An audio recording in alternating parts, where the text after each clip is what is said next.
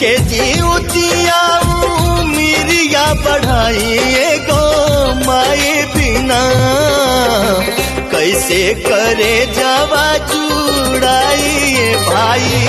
सुनो, नफरत सी हो गई है तुमसे नहीं, तुम्हारे नाम से।